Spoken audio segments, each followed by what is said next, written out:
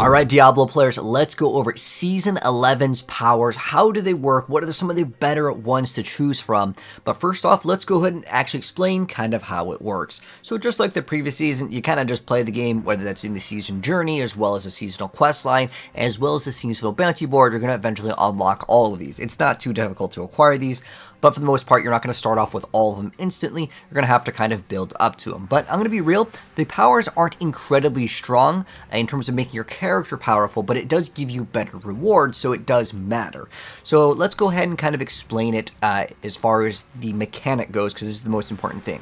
The first thing that I want to mention is there are going to be what's called Purified stats and Corrupted stats.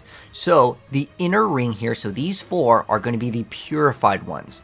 These outer ones are going to be considered corrupted, meaning that they will make the game essentially harder, but you will get better rewards. But sometimes it'll depend if it says specifically, like while it's purified, it'll have kind of a key tag to take away from this. So make sure you pay attention and you actually read whatever one that you're trying to go for. However, I would say there are definitely better choices, and I'll go over some of the ones that I think are pretty good. But you can't just socket in 8 of them, and you can't just be like, okay, I like these 8, socket in all these. Depending on the area that you're putting it into, you have basically 2 different options. Same thing for the outer ring. So that's very important to take into consideration. Keep in mind, you don't have to fully socket out your board. This will make the game harder, but it will give you better rewards. And it depends on the forms of content that you're doing too, because some of the forms of content for the rewards, you have to do that specific piece of content. So let's go ahead and go over them, and I'll talk about some of the better ones. So again, depending on where you put these in can matter. So let's start off with the inner ring over here. So this inner ring is just one of them. Again, depending on where you go, you're going to have to put in like Belial ones or Duriel or whatever, right? So for the first one that we're going to go over is kind of how it works, then we'll go over it a little bit faster. So the first one over here that we're going over is Essence of Pain, so it's a divine gift. Now this says every class. There could be class specific ones coming out later, so keep that in mind. But anyways, it says rewards, Pangs of Duriel can drop socketables in Helltide doubled while purified. So that could be kind of cool if you're looking for very specific like socketables. Again, socketables would be the runes as well as obviously the gems, so that could be a good reward, right? And then if it is purified, it says briefly grant maximum barrier after becoming injured every 20 seconds. So there is also the bonus stat. Now the corrupted one says Pangs of Duriel ambush you more often and have a 100% chance to shatter your barriers or fortified with their attacks. So that would be in the corrupted zone. So if I wanted to put this one in the corrupted one, well then I would then get that other stat, and it says it shatters the barrier. So again, it kind of depends on how it is worded. Now, as far as it goes, I'm pretty sure that some of the text may be subject to change here. Like, I'm pretty sure the reward should be while corrupted, not while purified. The purified is just like the benefit. Well, the corruption would give you that reward, but the corruption would make the game more difficult. So keep that in mind when you're reading these. This is PTR, so things are of course subject to change, as well as any Builder Planner website sometimes has some issues. But that's kind of like how the system works. So in this one over here, we're going to make like a little build guide here that I would recommend for most builds. So that is option number 1 for purified or the corrupted one. Now the essence of the squalor over here, we're not going to read too much on the name. I'm just going to like talk about like, I'm going to call this like the left socket, just so it makes it easier, so we don't have to remember the names here. So what this one does is it says reward maggots in Helltide drop experience globes and doubled while purified. I'm pretty sure again that's corrupted, but the purified version just says refills a healing potion every 20 seconds. Both of these are pretty mid, honestly, for the purification. And then the corrupted one, the maggots spawn from falling meteors, and all maggots attacks will consume one of your health potions. So that could be a pretty deadly one. Honestly, for the purification, both of these are pretty mid, but I would say the Essence of Pain would be a better choice over here. Again, it depends on what sort of content that you're doing, because your character may not benefit off of barrier, or maybe you don't want barrier because of a very specific reason.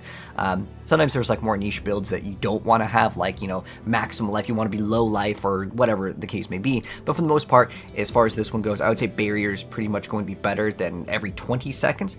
However, if you are doing like really high pit runs, sometimes you could run out of potions, or maybe if you're playing the rogue build, that when you pop a potion you can get like a bonus that will stun enemies, you could consider that one as well. But for the most part, like I would say these for the purification stats, it doesn't really matter. Obviously, the corruption, if you are doing that form of content, then go ahead and socket that in. You can swap these out at any point too. There's not like a hard you are locked to it.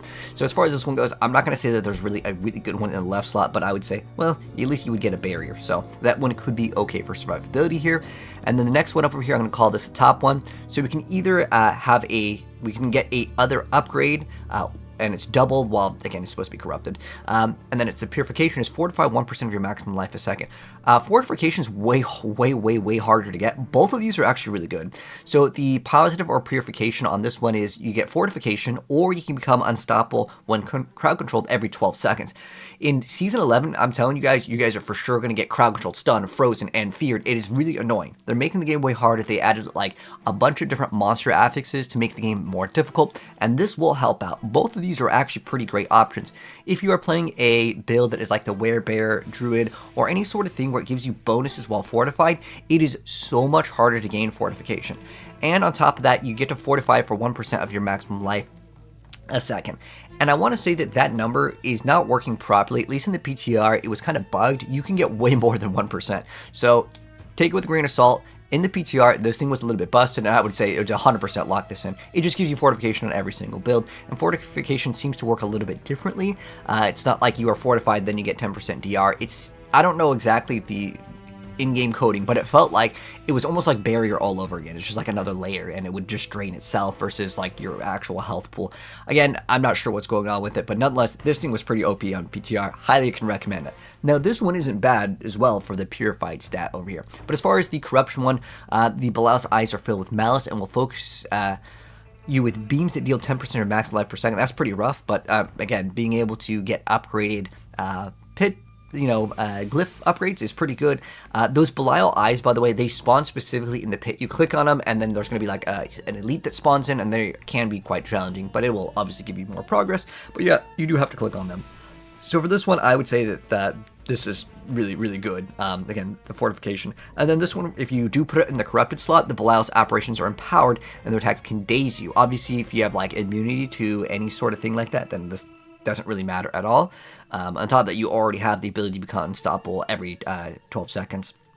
So both of these are like very good. I couldn't just say that there's one that I could say instantly, this one's way better, because I don't think that this fortification works properly, but if it does work the same way in PTR, lock in that one 100%. It is just like by far the best. Unfortunately, the other one over here, you would then put the corrupted one over here where you would get dazed. Now, obviously, you would want to run a build that can become immune, or you would be able to like get around it if it does happen to hit you. There's a lot of builds that will un-CC you, so you can lock in with that one over there. Like I said, there wasn't one specific one for this one here, but both of these ones are actually pretty good. All right, for the right side over here. So the right side, we can get 30% movement speed, or we can get increased resistance. If you don't have a cap on your movement speed, then 100% get the movement speed. It's going to speed up your entire progression of the game, especially while you're leveling. Keep in mind that these numbers also could be upgraded, but basically I would instantly say this one is way better. This one, it increases the amount of obols that you get in the Undercity, but I want to say most of the time for obols, people tend to want to do specifically the pit, because that's going to be something you're going to do consistently. So I would say movement speed 100% if you are just playing the game. Now, if you're doing very niche content, if you're doing like very high pit pushing, then resistances are way better. So I would lock in this one over here, and then I would put this one over here. This makes it so the agonized souls are enraged, and they'll do explosions and generate. Basically, again, all of this stuff is just trying to do big damage to you, and they're making it so it scales no matter what, because it's all based on percent life versus like a flat number. So it does make the game a lot more challenging. There's another one where it does like at 10% or something like that. But basically, movement speed for 99% of the content that you're doing, unless you're like, I want to push number one in the pit, which, you know, and I know there's people out there that want to do it, and obviously you want a resistances right there. All right, anyways, now in the bottom socket over here. So how this works is survive world bosses encounters to earn layer boss keys, and you get doubled while purified. So this is something where you are going to get rewarded by not dying during the bosses. And again, it says while purified, but all these should be saying while corrupted. Purified over here says direct damage has a 10% chance to stun enemies for 1 second. There is a passive on the rogue where you get more damage when you attempt to stun or daze, which this is like the only one that gives you that like multiplier that will tag without having to put in like manglers or some other thing in your build. So I actually really do like this one, unless you're playing like a stun grenade build for rogue, but no one's really playing that. So I like this one specifically for like extra survivability ability, and there are stuff for the sorceress where it's like you get more damage when you actually do stun enemies. It's like control or anything to stun enemies, which is quite nice, and you can get increased like crowd control duration, so you can make it last a little bit longer.